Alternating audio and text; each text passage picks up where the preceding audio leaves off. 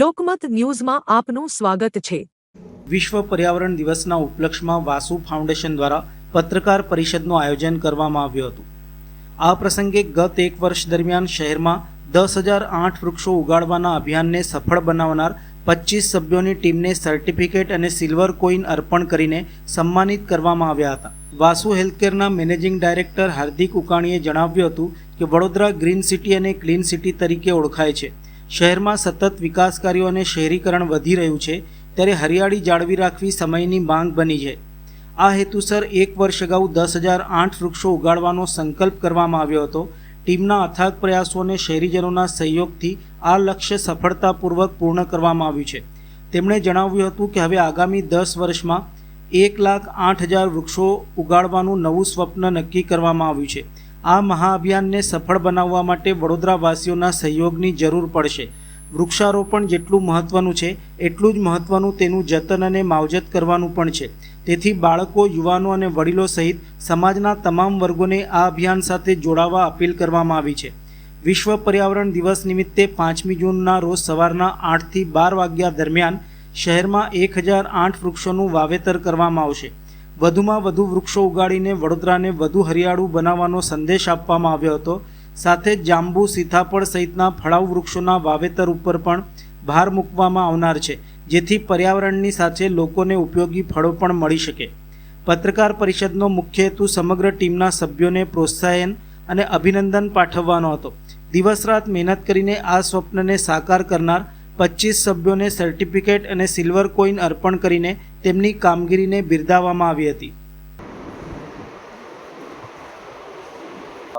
આ અંગે મારે કહેવું એ છે કે બરોડા એક પોટેન્શિયલ સિટી છે, ગ્રીન સિટી છે, ક્લીન સિટી છે કમ્પેર ટુ ધ અધર। તો આ વસ્તુને, આ મુહિમને આગળ લઈ જવા માટે ઘણું બધું શહેરીકરણ થઈ રહ્યું છે। બરોડામાં પણ અત્યારે ચારે બાજુ રિંગ રોડ અને ઘણા બધા બિલ્ડરના પ્રોજેક્ટ ને ઘણું બધું આવી રહ્યું છે।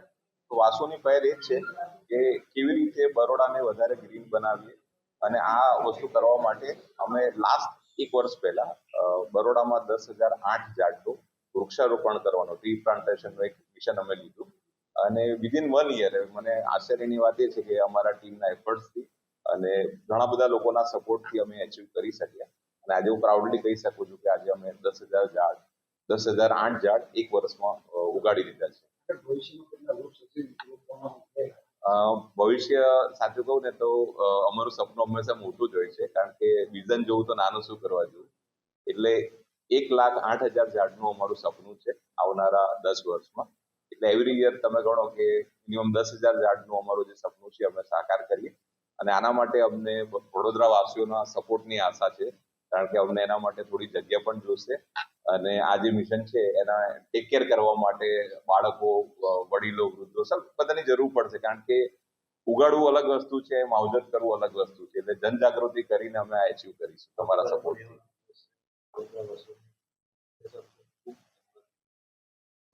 હા, આવતીકાલે પણ અમારો હજી અભિયાન છે। એક દિવસમાં અમે કાલે 1,008 ઝાડ ઉગાડવાના છીએ, અને સવારે 8 વાગ્યાથી અમારો પ્રોગ્રામ સ્ટાર્ટ થશે, લગભગ 12 વાગ્યા સુધી।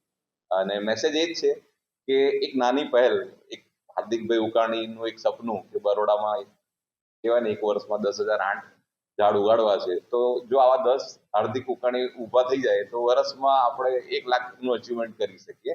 એટલે દરેક માણસ દરેક વસ્તુ કરી શકે છે, અને જો સારો ઈરાદો હોય અને સારા હૃદયથી કરેલા કામ હોય છે તો ભગવાન બી સપોર્ટ કરે છે। એટલે એક ટીમ બની જતી હોય છે, એના માટે બહુ મોટું વિઝન કરવાની જરૂર નથી, એક નાના એટેમ્પથી પણ સારું કામ થઈ શકે છે। એટલે સપનું એ જ છે કે બધા એટેમ્પ કરીએ અને એટલીસ્ટ આપણે આપણા સિટીને ચોખ્ખું કરીએ, અને ઘણું બધું કામ થયું છે બરોડામાં હજી। બરોડામાં વડ ઓછા થઈ રહ્યા છે, વાત સાચી છે, અને અમારું નેક્સ્ટ ટાર્ગેટમાં એક સારું સજેશન આજે અમને આવ્યું છે કે એવા ઝાડ પણ ઉગાડીએ નેક્સ્ટ ટાઈમ। કે અત્યાર સુધી અમારું ફોકસ ચંપા પર, લીમડા પર, ગુલમોર પર અને આસોપાલો પર, અમે આ 4 ઝાડ પર કામ કર્યું છેલ્લા વર્ષમાં। પણ હવે અમે પ્લાન એવું કરીશું કે વડ પર કામ કરીએ, જરૂર પડે તો એમાં અમે ફ્રૂટ્સ, સપોઝ જાંબુના ફ્રૂટ હોય, સીતાફળ છે, આંબા, આપણે કહેવાય ને કે જાંબુ, એટલે 3-4 ઝાડ એવા લઈશું કે ફ્રૂટ બેઝ પણ હોય, અને વડ બેઝિકલી વાત સાચી છે આપની કે વડ જે જૂના હતા એ ઘણા બધા કપાઈ પણ ગયા ડેવલપમેન્ટમાં, પણ એના માટે થોડીક અમને જગ્યાની રિક્વાયરમેન્ટ પડશે, એટલે સપોર્ટથી અમે આ કરી શકીએ. આજે ઓવરઓલ આ જે પ્રેસ કોન્ફરન્સ બોલાવવાનું એક કારણ એ પણ છે કે જે અમે અમારી ટીમને એપ્રિશિએટ કરી, અમારી સાથે 25 જણ જે કહેવાય ને અમારા વાસુધરો, જેને દિવસ રાત જોયા વગર અથાગ પ્રયત્ન કર્યો અને આ સપનું સાકાર કરી બતાવ્યું. કારણ કે મારું તો એક સપનું હોય અને થોડો ઘણો એટેમ્પ હોય, પણ સાથે સાથે ટીમ વર્ક અને ટીમ એફર્ટ્સ વગર આ સપનું સાકાર ના થાય. એટલે અમે દરેક વ્યક્તિ જે અમારી સાથે હતા એને એપ્રિશિએટ કરવા માટે એક સર્ટિફિકેટ ઓફ એપ્રિશિએશન પ્લસ એક સિલ્વર પોઈન્ટ, આ બંને વસ્તુ અમારે એ લોકોને આપવાના છીએ હમણાં બસ આ પ્રોગ્રામમાં. અને એ લોકોને અમે એપ્રિશિએટ કરીએ છીએ કે આ ટાઈપનો જ અમને સપોર્ટ કન્ટિન્યુઅસ આપે, જેથી આ ટાઈપના કહેવાય ને મોટા સપનાઓ અમે ઇઝીલી સાકાર કરી શકીએ.